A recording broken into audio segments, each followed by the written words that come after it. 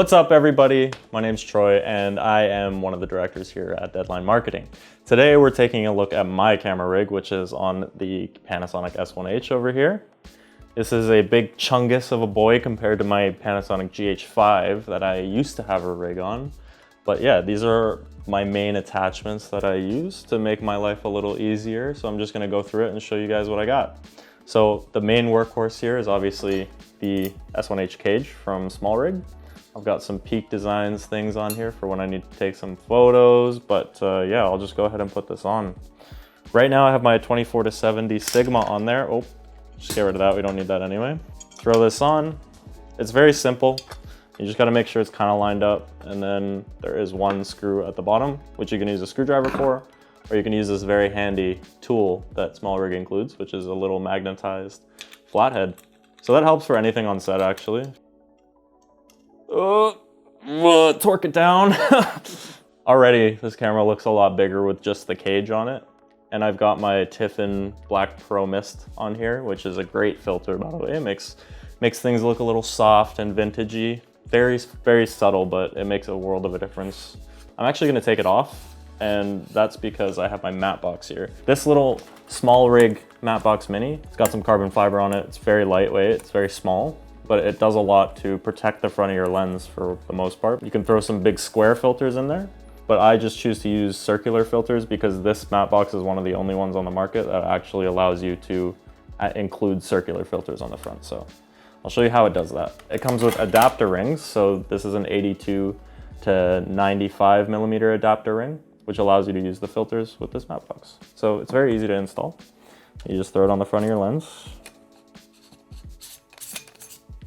You take the matte box. There's a little line on the top you can line up with your lens. You simply just tighten it down, and then you have a matte box. Ta-da! Already makes the camera look a lot bigger than it did. And again, like I said, you can literally screw your filter in right there because it has that adapter.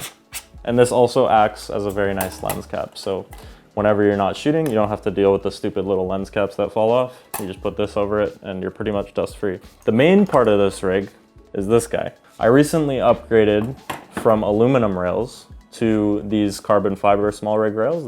They're very inexpensive, but they make the camera a lot lighter when you're using NATO rails and stuff. So you also need the adapter base plate. But this allows you to basically throw whatever you want on the bottom of your camera. There are easier mounts than this, but this is what I've got right now. The easier route would be to throw a NATO clamp rail on the bottom so you can just easily quick release this plate, but that's not very hard in my opinion to just do that. And then after that, I would probably throw on my little follow focus. So this is very easy, but sometimes it's a pain when the lens ring is a little too small. You just get it in there and you basically cinch it down and just clip it in. And then I go around and I spin it to make sure that it's in line with the back of the ring, so we don't have the track doesn't slip off and stuff. So this attachment is for non-cinema lenses because cinema lenses will have gears, so you don't actually need this thing, but after that you just loosen this bit up here and then throw it on, make sure it's lined up, and then tighten her down onto the rail. And then you have a working follow focus. It's also a SmallRig mini follow focus. It's the F40 series.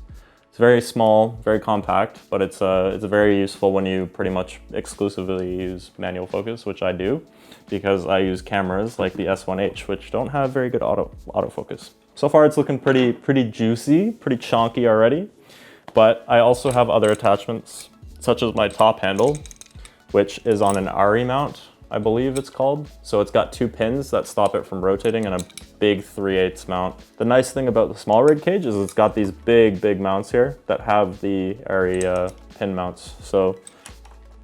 And then what I like to do, just to secure it even further, I'll grab an Allen key and I'll just basically like cinch it down a little extra so it just stays in place and you don't need to worry about it. And it's a pretty compact rig already. You could literally use it like this if you wanted to, but I choose to throw the side handle on, which people have been talking to me about and saying that there's no reason to have a side handle, but I'll get to that shortly.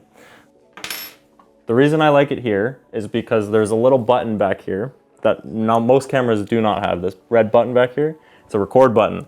So I don't actually have to take my hand off and press the record button. I can just literally go right here, press record, go right to follow focus. And then I can hold it like this, and it's just a nice wide support that I can support the camera on. So that is the reason why I have a side handle on that side, because there is a record button back there, which I've gotten very used to using. My next attachment would be my monitor. I just throw that on, usually right here. The reason I like it right here is because it's low profile. So I'd stick it on the top of this handle here, but it would stick up too far for my liking. Right now, it's just at a nice height, in my opinion, and I can kind of hold it right here. It's very like accessible, and I can just come right here, turn it on and off if I want to. The only thing I would change about this setup is my HDMI cable. This is just a normal ass HDMI cable that I got off Amazon for like $5 or something. The reason I got it is because it's one of the only ones that will work with my gimbal because it's so flexible. Most are very stiff, but the problem I have with this one is that I have to wrap it around handles. I will do this thing, which I hate doing. The fix to this would just be to get a coiled cable, but I haven't found one that I like. And see, too many coils. This is the gripe of this setup, but it keeps it out of the way for the most part. The only problem is it's just coiled up right there. So if I had a coiled cable, it would make my life a lot easier. But this is my compact little cinema rig that I like to use. Another thing that is different about Matt's setup than mine is the flip out screen. So yes, I have an HDMI cable here, which would kind of like block the flip out screen a little bit. But on the S1H, gladly, they've included a nice Sony style flip out screen. So it goes there, and it can also go tilt a little more if you need to. Top screen on the top of the camera is very big.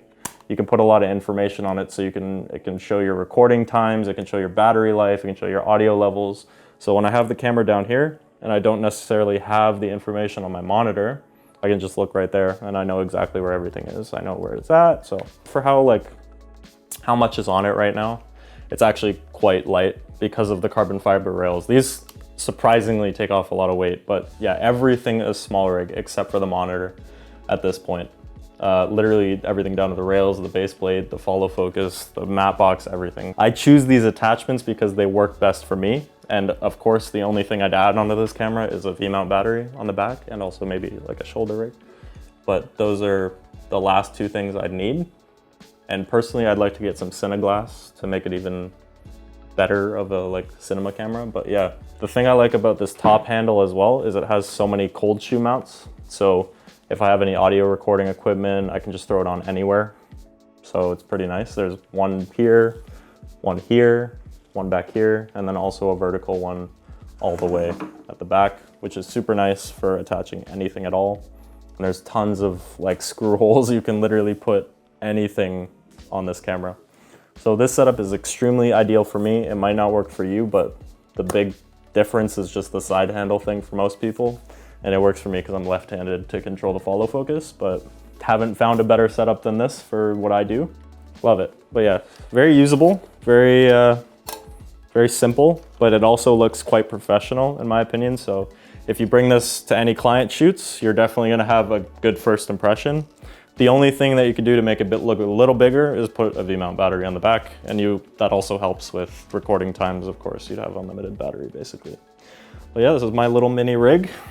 It shoots up to 6K, so pretty nice. And another thing you could do to even transform it further is get an Atomus monitor, which would allow you to push the resolution even further and your color space and record to an SSD. So this has been the building of my small rig Lego build thing and on my S1H.